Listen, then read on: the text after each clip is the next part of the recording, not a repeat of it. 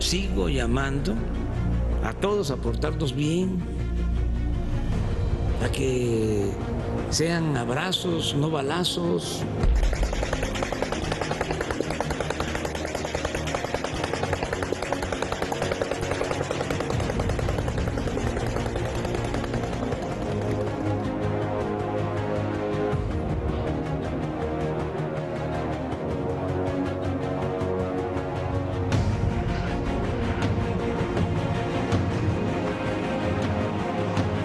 Entonces ya no hay impunidad.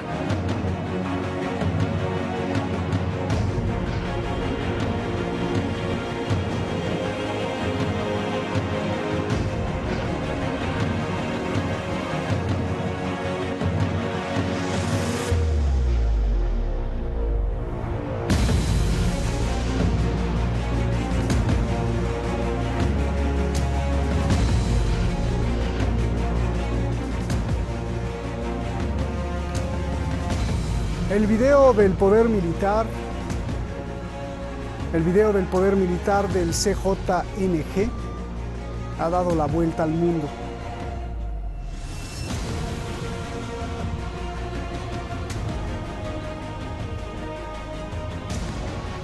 Se consideraba una de las organizaciones criminales, escuche usted bien, más poderosas del mundo en 2018. Hoy ha crecido aún más su poder. ¿Qué es el CJNG? Le va a sorprender. Soy Roberto de la Madrid y esto, Detrás de la Razón.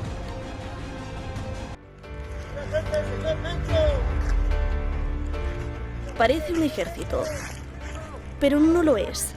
Son las fuerzas especiales, el equipo de élite, pero no de un país. Es el cártel Jalisco Nueva Generación, que presenta este vídeo para mostrar su poder y su fuerza. El vídeo asombra al mundo por dos cosas: porque aparecen mucho mejor armados que el grupo terrorista más poderoso y sádico de la historia, Daesh.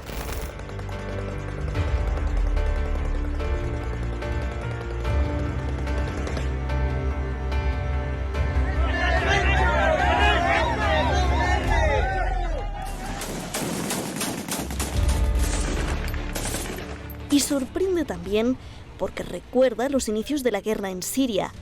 Grupos armados, hablando de proteger a la gente inocente. Este es su logo y se llama Cártel Jalisco Nueva Generación. Se independizó del famoso cártel de Sinaloa. Era una de sus armas letales. El vídeo, realizado con drones y que solo muestra una pequeña parte de su poder militar, revela también cómo están armados. El gobierno ya confirmó su autenticidad. 54 fusiles de alto asalto, ametralladoras, 10 fusiles Barrett calibre 0.50, capaces de perforar autos blindados y alcance de 2 kilómetros, lanzagranadas y hasta una ametralladora antiaérea capaz de derribar aeronaves, como las que se usan en la guerra. Además, vehículos paramilitares preparados y blindados por ellos mismos. Y sobre todo, y lo más importante, dinero y poder ilimitado para comprar lo que quieran, tal como lo confirma el secretario de Defensa de México. 10 fusiles Barrett calibre 50, 54 fusiles de asalto. Estados Unidos ofrece $10 millones a quien dé información para capturar al líder de ese cártel, a Nemesio Ceguera, alias El Mencho.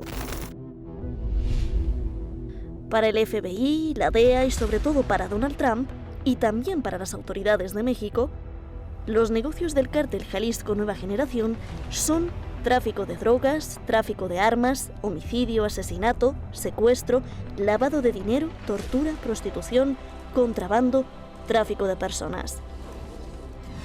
Hay informes que su poder se extiende a todo el mundo. México, Estados Unidos, Centroamérica, Colombia, Asia, Europa, Oceanía, Paraguay, Canadá, Argentina, Brasil, Holanda, Nigeria, Ghana, Marruecos, Rusia, los Balcanes, Asia Occidental, Corea del Sur, Alemania, Perú, Bolivia, Malasia, Indonesia, Laos, Vietnam, Polonia, Camboya, entre algunos. No obstante, el cártel dice que no, que está del lado del pueblo y que protege a la gente inocente. Y nos deslindamos de todo evento en donde se le ha dado muerte a gente inocente. Nosotros no matamos familias, mujeres ni niños. Nosotros no nos dedicamos al secuestro, extorsiones ni al cobro de piso. El negocio del CJNG es otro. Y que quede claro, nosotros no nos metemos con gente inocente. Así nos enseñó el señor Mencho, no como ustedes, cobardes pandilleros.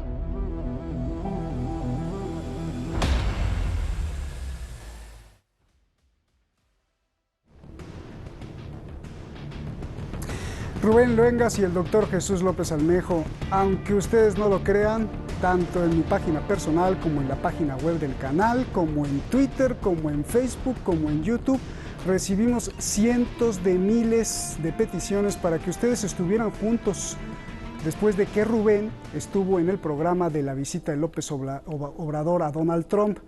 Y bueno, pues se hizo realidad. Muchísimas gracias a los dos. Rubén, un halago. Gracias. Un honor. Gracias, doctor. Rubén, dímelo todo, por favor. Son muchas preguntas que tú sabrás, hay tiempo, que tú sabrás por dónde la agarras o cómo lo explicas. A ver, ¿cómo le explicas esto a todos nuestros seguidores de otras partes del mundo que quieren saber qué es ese video, qué está pasando, cuál es el significado del video, frente a qué está México y el mundo entero? ¿Por qué el poder del cártel no solo es México, ¿no? ¿Cuáles son los peligros? Y si estudiamos historia a fondo, vemos, por ejemplo, que hay cierta similitud con los grupos armados de Siria que hablaban de proteger a los inocentes. La idea del muro que viene desde gobiernos anteriores en Estados Unidos, ¿era para eso? ¿Prepararse para una guerra interna en México y evitar una migración como la de Siria, que fue de millones? ¿Algo no nos dijo Estados Unidos? A ver, ¿por dónde la tomas, Rubén? Bueno, primero que nada, un saludo para ti, para tu audiencia y para el doctor Jesús López Almejo, a quien no tengo el gusto de conocerle personalmente, pero he visto su trabajo y siempre me ha llamado muchísimo la atención y lo respeto mucho. Tu pregunta es así como que abierta, el tema es muy complejo porque obviamente no se puede limitar únicamente al cártel Jalisco Nueva Generación, sino que se tiene que ampliar a todo el espectro del crimen organizado en México, que ha pasado por diferentes cárteles que han tenido su momento más deslumbrante y de repente cuando aparece que alguno va como en picada, surge otro. Lo mismo que ocurre cuando detienen a una cabeza visible de un cártel. Bueno, pues hay una larga cola. Hay una larga cola de personas que están aspirando. Por lo tanto, esta llamada guerra en contra del narcotráfico, lo que nos viene a demostrar todo esto es su verdadero fracaso. Aquello que se le impuso desde los Estados Unidos, con un doble lenguaje además, al presidente electo Felipe Calderón, electo entre comillas, pero a Felipe Calderón cuando justamente allá en Morelos hubo una reunión y tal, y le imponen lo que quería ser el Plan Colombia, llamado acá el Plan Mérida o la Iniciativa Mérida. Esto nos revela este gran fracaso, tanto a nivel interno, de que se pueda reclutar a exmilitares y a gente de la población civil en México para llevarlos al terreno del crimen organizado, pero como tú bien estás diciendo, llama muchísimo la atención y tiene como antecedentes declaraciones de Hillary Clinton cuando era secretaria de Estado, en el sentido de que ella ya profetizaba este tipo de amalgama entre gente dedicada a la cuestión de la droga, en fin, pero prácticamente como un movimiento insurgente, que empieza con este lenguaje retórico, populista, demagogo, de Robin Hood, de que es para apoyar a la gente. Lo han utilizado varios grupos criminales en México, que su negocio es otro, que no incurren en actos ilícitos de los que ellos mencionan, pero a fin de cuentas, desde los Estados Unidos se ha utilizado al narcotráfico para como se utilizó la entelequia así de terrorismo, y realmente sí resulta preocupante saber de dónde llegaron estas armas. Son de aquel operativo de Eric Holder, el fiscal general de los Estados Unidos, de Rápido y Furioso. Hay un doble lenguaje por parte de los Estados Unidos. Y no olvidemos que el señor Donald Trump recientemente ha querido tipificar a grupos como este de grupos terroristas, lo cual implica una apertura a la intervención directa de los Estados Unidos en México y estamos viendo ya tal vez los preparativos. A ver, Jesús, en el concierto mundial y con tu conocimiento de México y con el conocimiento de las relaciones internacionales, ¿qué significa que dentro de tu país, de un país, hoy y para mañana, desde luego, para tus hijos, para tus nietos, qué significa que esté justamente dentro un grupo paramilitar armado, ejércitos de narcos, milicianos con tanto poder de fuego que puedan tirar hasta aeronaves? ¿Qué les ha pasado a los países que han tenido situaciones similares y hacia dónde vamos, por favor? Roberto, antes que nada, muchísimas gracias por la invitación. Saludo también al señor Rubén Luengas, a quien personalmente admiro y respeto mucho. Allá por el año 2012 alguna vez me hizo alguna entrevista sobre el genocidio armenio y desde entonces sigo su trabajo, así que te agradezco mucho que hagas posible este intercambio de ideas. Roberto, a mí me parece que esto que vimos en el video, en la introducción del video, es morbo.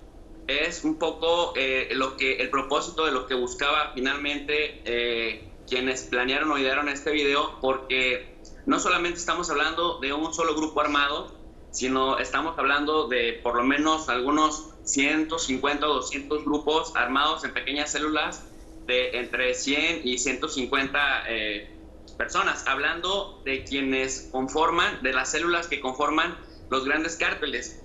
A mí me parece que quisiera darle dos enfoques teóricos, uno desde el realismo estructural y otro desde el transnacionalismo. En cuanto al realismo estructural, decirle a la gente que los realistas se conciben a sí mismos como aquellos que ven lo que es y no lo que debiera ser, y que en el plano estructural del autor Kenneth Waltz se habla de que es importante sí ver qué pasa con las unidades, pero es más importante aún ver qué pasa con la estructura que está de alguna manera moviendo esa estructura, qué intereses está impulsando o permitiendo esa estructura, porque en función de lo que la estructura permite, entonces las unidades del sistema hacen.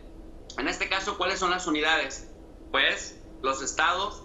¿Qué están dejando de hacer los estados, los gobiernos, para que el fenómeno del narcotráfico, que no solamente es nacional, que no solamente es mexicano, no solamente es colombiano o peruano o centroamericano, es decir, que tiene muchas aristas y que tiene un enfoque transnacional, y también vinculado, Roberto, que cuando me refiero a la estructura, en cómo está conformado el sistema capitalista, que desde el consenso de Washington le hemos llamado globalización neoliberal, y que habla justamente de esta reorganización global del proceso, 1, productivo, 2, redistributivo de una mercancía que surge en uno o varios países y que se va a uno o varios países. Y bueno, ahora, esto me refiero al paradigma transnacional. Entonces, estamos hablando de que no tiene una nacionalidad y de que no es un solo el gobierno que está rebasado. Por lo tanto, las soluciones tendrían que ser de manera colectiva, y sobre todo los enfoques desde lo que se le abordan. Porque mira, Roberto, para simplificarlo, no importa cuán poderoso sea un ejército, no importa cuántas armas el Estado tenga más que las células delictivas, si la estructura está conformada de tal o cual manera, las siguientes unidades nacientes se van a seguir comportando de esa manera.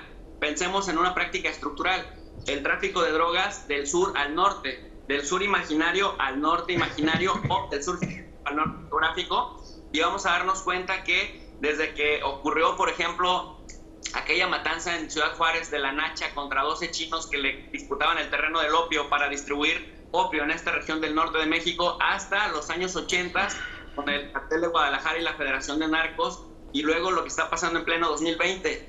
Es decir, personas fueron, personas vinieron, grupos criminales ya desaparecieron, narcos fueron extraditados, otros fueron encarcelados, otros no se sabe qué pasa con ellos, pero la práctica estructural del gran consumo, de la gran nariz en la que se han convertido los países centrales, los países industrializados, en este caso Estados Unidos, que tiene un consumo de 150 mil millones de dólares, se vuelve bastante tentativo para los ofertores, que no importa qué tengan que hacer para quedarse con las plazas, en aras de garantizar esta práctica estructural, justamente, Roberto, de la distribución hacia este norte geográfico o imaginario.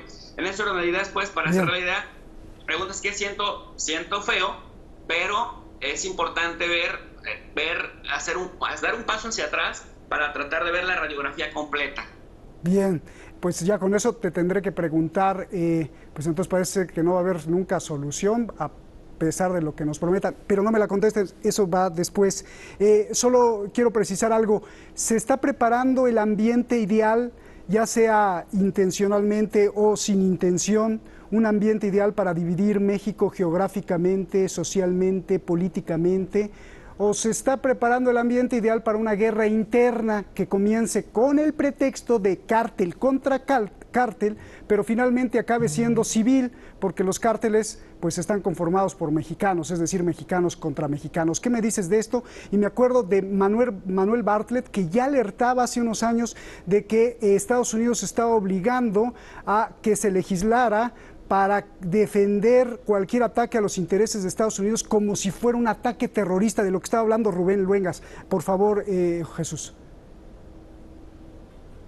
Bueno, con respecto a la primera de si nunca va a haber solución, yo creo que sí, Roberto, después, pero no a corto plazo. Después. Bien.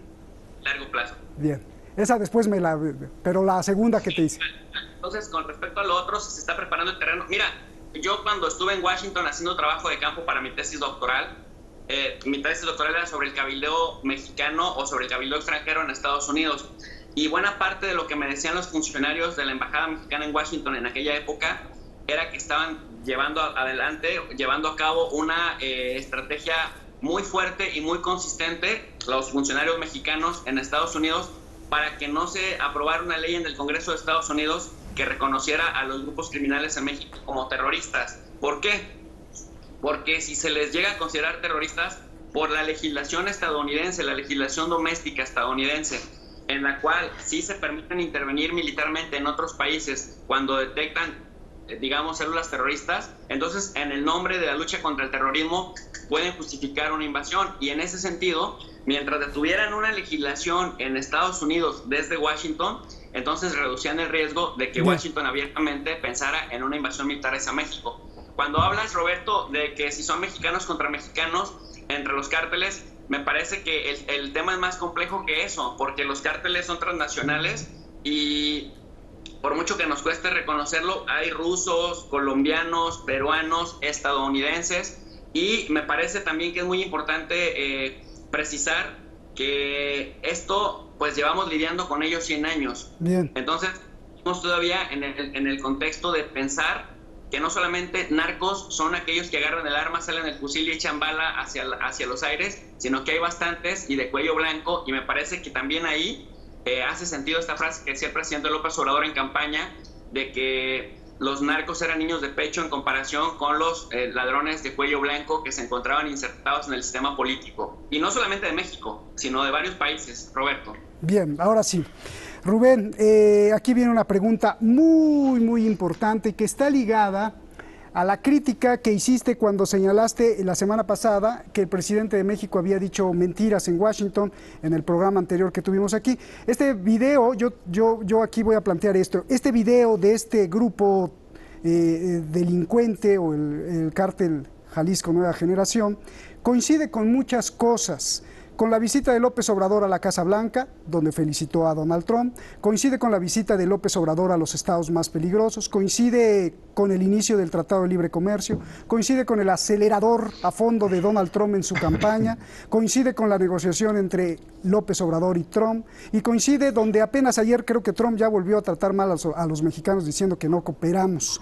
Pregunta, ¿todo esto tiene alguna relación o es mera coincidencia, Rubén? Nada más déjame puntualizar el comentario respecto a que el presidente dijo mentiras.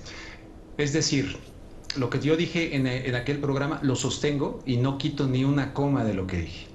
Y lo que dije es que el presidente López Obrador ante Trump le dio las gracias porque le dijo que durante su administración de López Obrador el presidente Trump no nos ha impuesto nada. Eso es mentira. Eso es mentira. No como gente luego me ha dicho por ahí, que usted dijo que es un mentiroso. Bueno, no, eso es mentira. El señor Trump le impuso a México utilizar a la Guardia Nacional para hacerla de patrulla fronteriza y frenar la migración centroamericana. De lo contrario, estaba la amenaza de los aranceles que podrían alcanzar un alto porcentaje de los productos que van de aquí para allá.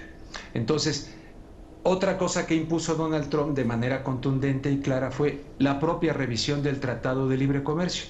Yo cubrí la firma, cubrí la entrada en vigor del Tratado de Libre Comercio. Cuando lo aprobó en Washington estuve ahí presente, entrevisté a Ross Perot, entrevisté a Bill Richardson, el que manejó ya con Clinton. Era un proyecto bipartidista en los Estados Unidos y todo el mundo me decía que era un acuerdo sellado. ¿Y cuál sellado? Llegó Trump, pegó en la mesa y dijo: sellado, mis polainas. Y cambiaron el tratado, que muchos dicen, pero es que bueno, porque el otro era bueno. Vamos a verlo en la práctica. El anterior nos vino a provocar justamente que muchos campesinos mexicanos y gente del campo mexicano quedara entre la espada y la pared. O me voy al norte a buscar trabajo, o me reclutan los grupos del cártel de los narcotraficantes que están utilizando también terrenos para sembrar droga, en fin. Ahora, todo tiene que ver, pero se me ocurre que lo más importante que tal vez tu audiencia tiene que saber, es que se presentan como hermanitas de la caridad en Estados Unidos que andan persiguiendo el tema del narcotráfico. Falso de toda falsedad.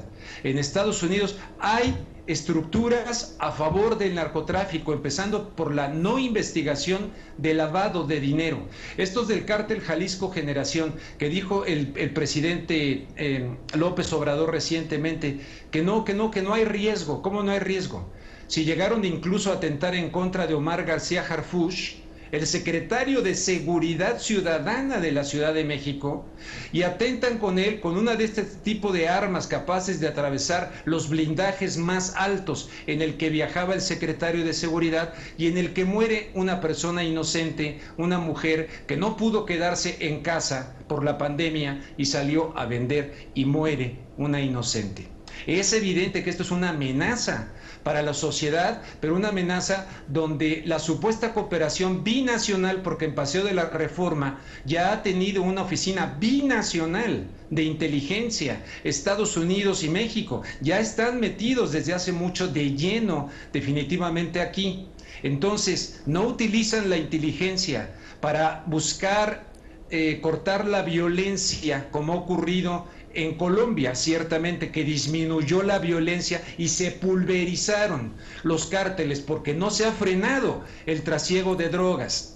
Entonces, tenemos aquí una tremenda amenaza porque estos grupos, que no se pueden minimizar, están controlando grandes territorios. El concepto de soberanía de México está evidentemente comprometido porque, ¿cuál soberanía? Cuando tienes a toda esta bola de tipos extorsionando y dominando y mandando, donde no logran realmente estar por debajo, sino por encima de estructuras políticas, donde muchas veces no sabes cuál es la frontera del crimen organizado, también con los políticos, porque negar que hay políticos actuales metidos hasta el cuello en el narcotráfico en México sería negar, como te lo he dicho otras veces, que Mickey Mouse está involucrado en Disneylandia. Gracias, Rubén.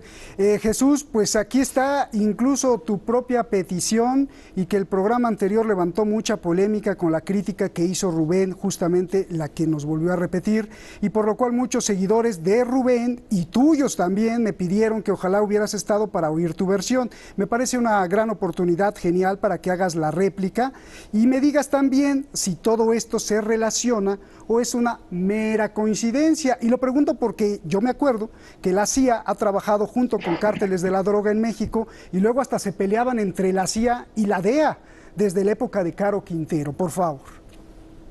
Sí, gracias, Roberto. Nuevamente gracias por hacerlo posible.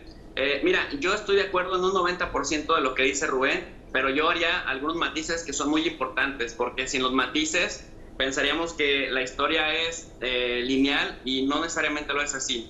Con respecto a si Donald Trump impuso o no impuso y que esto es mentira, yo recordaría a estas palabras de Mario Ojeda en Alcances y Límites de la Política Exterior Mexicana, este gran experto en política exterior de México de los años 70, que decía que en la relación México-Estados Unidos había que observar cuáles eran las cosas prioritarias y que eran las líneas rojas de Estados Unidos porque ahí en esas cosas, cuando fueran importantes para México, México de todos modos cedía porque eran imprescindibles para Estados Unidos. Sin embargo, a la inversa, Estados Unidos también le da un margen de maniobra a aquellas cosas que México son líneas rojas. Es decir, en aquellas cosas que, siendo importantes para Estados Unidos, son vitales, son muy centrales en la política y en el interés nacional mexicano, entonces Estados Unidos le da margen de maniobra, le da cancha. Entonces, no es nada más una cosa coercitiva, unilateral de Estados Unidos hacia México, sino a la inversa también. Habrá muchas cosas en donde México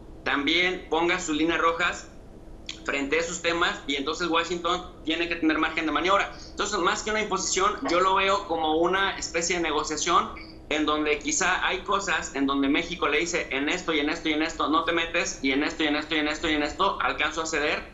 Y bueno, en ese contexto del Martín me parece pertinente porque me dirán ustedes, a cambio, ¿qué puede tener México de beneficio? Algo muy importante que es vital para la cuarta transformación: gobernabilidad. Además de Bibi Netanyahu, el primer ministro de Israel, a ningún otro mandatario Donald Trump lo ha tratado con respeto y lo ha tratado con el impulso, y digamos incluso hasta ha sido el merolico de relaciones públicas de López Obrador en Estados Unidos ante un sector duro que ha visto con mucho desprecio a México. Entonces me parece que si el presidente López Obrador demuestra a través de la política que justamente la política se hizo para eso, mover de su posición por lo menos discursiva a Trump, me parece que es bastante ganancia, porque eso le permite gobernabilidad en México. Oye, ahí te interrumpe, juez. El tema de la soberanía. Sí, a ver, acá. Por ejemplo, Arturo Santa Cruz de la Universidad de Guadalajara, ¿desde cuándo plantea que este concepto es abstracto y es obsoleto, no solamente para México, sino la soberanía pues el concepto soberanía en sí en la ciencia política tendría que ser replanteado porque ya no tiene este alcance explicativo de lo que pasa en la vida cotidiana? Por lo tanto, sí, efectivamente, habrá que repensarlo, pero en un contexto todavía más general. Roberto. Jesús, yo hice esta pregunta la vez pasada, se la hice a Rubén, muchos criticaron incluso la pregunta, pero bueno, sigue siendo una pregunta, no es una afirmación. ¿Qué había tras bambalinas, o qué hizo, o si lo amenazó Donald Trump a López Obrador, o López Obrador estaba burlando de Donald Trump? Porque días antes el propio López Obrador dijo tajante y categóricamente: hay que ser o liberales o conservadores, pero hay que definirse. Entonces, cuando tienes una ideología antiimperialista, cuando tienes una ideología que siempre es de primero México, ¿cómo es posible que López Obrador cambió el discurso frente a Donald Trump y le agradeció incluso? Y he tenido muchísimos comentarios, no de mexicanos, sino de peruanos, de colombianos, de toda América Latina, diciendo: ya nos defraudó López Obrador porque trató mal a los mexicanos y a todos los latinos, y va y López Obrador le agradece. ¿Cómo explicar eso, que eso era muy importante? Y si el acuerdo ante